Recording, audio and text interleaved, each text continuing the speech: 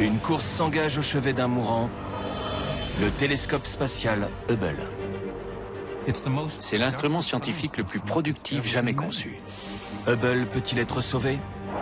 On n'a jamais remplacé un circuit imprimé en orbite. L'opération s'annonce très lourde et mobilisera des milliers de personnes.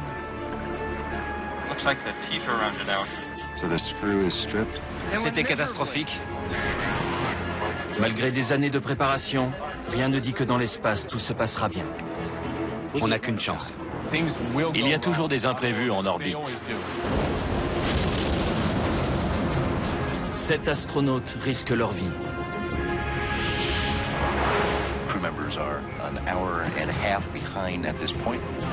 Si on est coincé à ce stade, c'est fichu. C'était inconcevable. Je me disais, c'est un cauchemar. Voici l'histoire d'un incroyable sauvetage.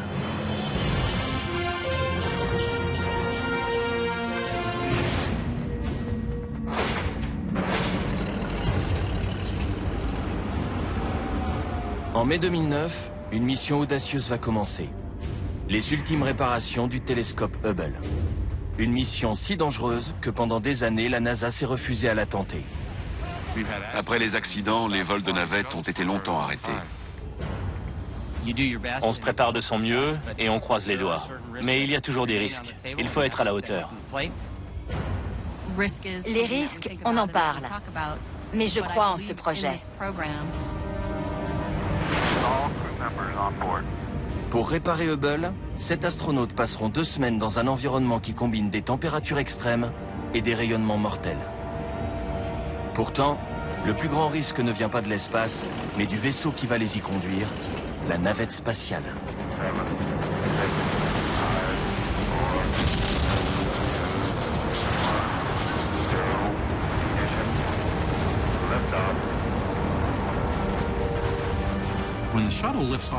Quand la navette décolle, elle brûle environ 5000 kilos de combustible par seconde.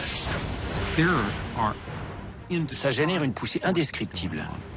C'est une météorite, avec des gens à bord. Le risque de mourir est de 1 sur 70. Ces gens sont très courageux. Chaque astronaute doit se demander si le risque en vaut la peine. L'objet de cette prise de risque tourne à 560 km au-dessus de la Terre. Le télescope Hubble. Gros comme un autobus et d'un poids de 12 tonnes, c'est l'instrument scientifique le plus célèbre de l'histoire. Il a révolutionné l'astronomie et nous a transmis des images inédites de l'univers. Voici d'immenses colonnes de poussière et d'hydrogène. C'est à l'intérieur de ces nuages que naissent de nouvelles étoiles. Grâce à un très long temps de pause, on a découvert sur un minuscule point noir qui paraissait presque vide des milliers de galaxies dont chacune renferme des milliards d'étoiles. Hubble est une machine à remonter le temps qui montre à quoi ressemblait l'univers il y a 13 milliards d'années. Il nous a permis d'en savoir plus sur la formation des planètes, la mort des étoiles, les gigantesques trous noirs où l'attraction est si forte que même la lumière ne peut s'en échapper, et une mystérieuse énergie qui semble accélérer l'expansion de l'univers.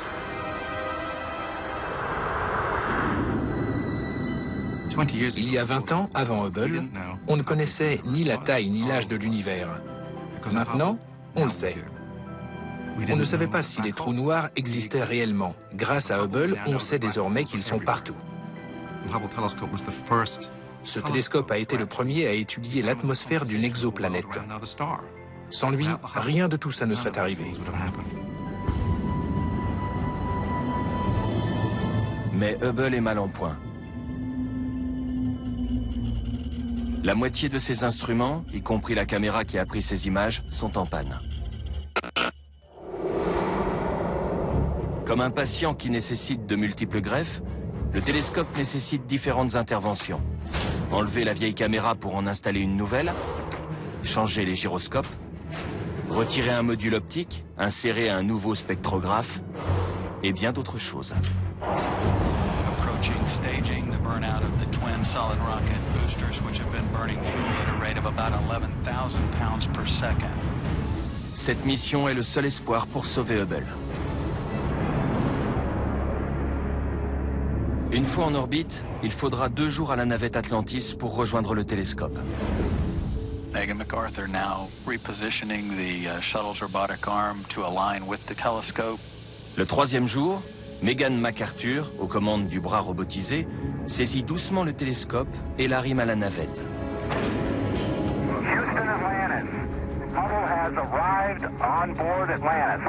Le lendemain, les réparations commencent. Je suis sur le pont intermédiaire avec John Grunsfeld. Nos combinaisons sont là. On va effectuer une sortie. Le travail prendra 5 jours, à raison d'1 sortie extravéhiculaire par jour. Mais cette mission a demandé des années de préparation. Tout a commencé il y a bien longtemps.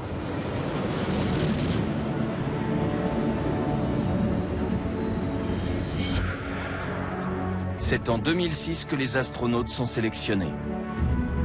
Scott Altman, commandant de bord, Greg Johnson, pilote, Megan MacArthur, opératrice du bras robotisé, et 4 autres astronautes qui sortiront dans l'espace pour procéder aux réparations. Il leur faudra 2 ans et demi pour se préparer. Mais ils ne seront pas seuls. Une mission spatiale repose sur le travail de milliers de personnes. Ingénieurs, techniciens, planificateurs et instructeurs, tous vont aider les 7 astronautes à s'entraîner pour la mission la plus importante de leur vie.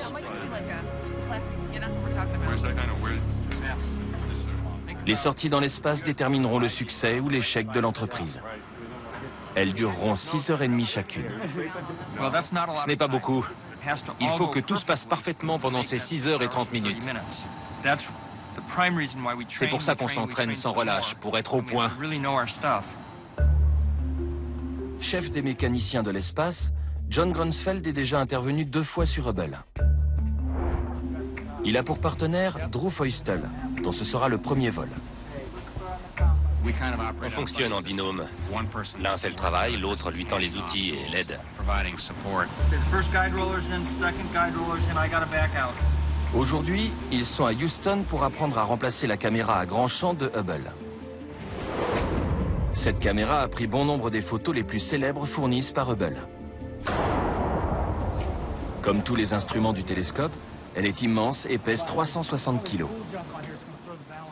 Okay, playtime. Johnny, you ready? I'm ready. Pour s'exercer à déplacer cet objet massif, Drew et John se servent d'un simulateur qui soutient la caméra comme si elle était en apesanteur.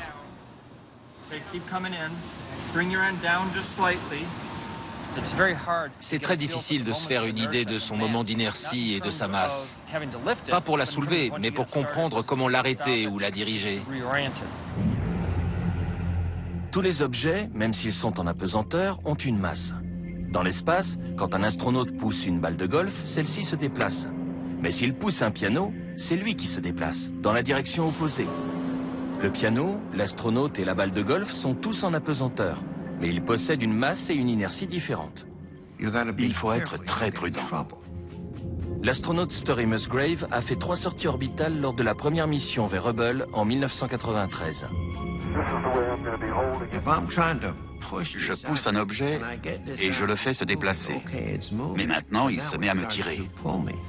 Est-ce que j'ai prévu quelque chose pour m'empêcher de partir par là? Si je ne l'ai pas fait, je suis fichu. Avec ce simulateur, on ne peut avoir qu'un aperçu de ce que ça fait de travailler, de bouger ou de se déplacer dans l'espace. Mais comment s'entraîner quand il n'existe aucun endroit sur Terre où éprouver l'état d'apesanteur? C'est difficile. Pour jouer au baseball, on s'entraîne sur un terrain avec une balle et une batte. Aller dans l'espace, c'est comme jouer en championnat sans jamais s'être entraîné sur le terrain. Donc il faut essayer de s'exercer ailleurs. Le meilleur endroit pour ça se trouve à Houston, au Texas. C'est le Neutral Buoyancy Laboratory. 60 mètres de long, 30 mètres de large, 12 mètres de profondeur, 22 millions de litres d'eau. Dans cette piscine, capable de contenir une maquette grandeur nature de Hubble, travaillent des dizaines de plongeurs, de techniciens et de conducteurs d'engins de levage. Pour apprendre à évoluer dans l'espace, il n'y a pas mieux. Neutral Buoyancy Lab est un nom ronflant pour une piscine géante, où on peut mettre une navette et toute une station spatiale. Mike Massimino dirige la seconde équipe de mécaniciens de l'espace. Il a déjà travaillé sur Hubble en 2002. Son partenaire est Mike Good, dont c'est la première mission. Aujourd'hui, les deux hommes vont s'entraîner à remplacer 3 unités contenant des gyroscopes. Ceci aide à orienter le télescope. L'opération est délicate. Ces gyroscopes se trouvent dans un endroit exigu. C'est comme bricoler sur sa voiture et essayer de desserrer des boulons difficilement accessibles. Pour changer les gyroscopes ou toute autre intervention sur Hubble, il faut d'abord apprendre à travailler en combinaison spatiale. Vous n'êtes pas dans vos habits de tous les jours. Vous ne mettez pas une de ces combinaisons pour aller courir ou pour jouer au baseball. La combinaison pèse plus de 130 kilos. Et les astronautes ne peuvent pas se tenir debout quand ils la portent. Mais une fois dans l'eau, tout change. Les combinaisons sont réglées pour assurer une flottabilité neutre. C'est-à-dire ne pas monter ni descendre, mais simplement flotter, comme dans l'espace. Ça permet de s'entraîner à sortir de la navette, à se déplacer avec la main courante et à travailler sur le télescope. Ça aide à apprendre les gestes qu'on devra accomplir dans l'espace. Mais même là, on est encore très loin de la véritable apesanteur. L'eau est à flottabilité neutre. Ce n'est pas la gravité zéro. Dans l'espace, je flotte à l'intérieur de ma combinaison. Elle flotte, et moi aussi. Quand je suis tête en bas dans une piscine, je ne flotte pas dans ma combinaison. J'ai 75 kilos de matériel qui pèse sur ma clavicule. C'est dur. Faire quoi que ce soit dans cette tenue est épuisant. On la porte 8 heures d'affilée. On n'a rien à manger, donc il faut prendre un bon petit déjeuner. On a une réserve d'eau pour boire, mais il faut vraiment être au meilleur de sa forme.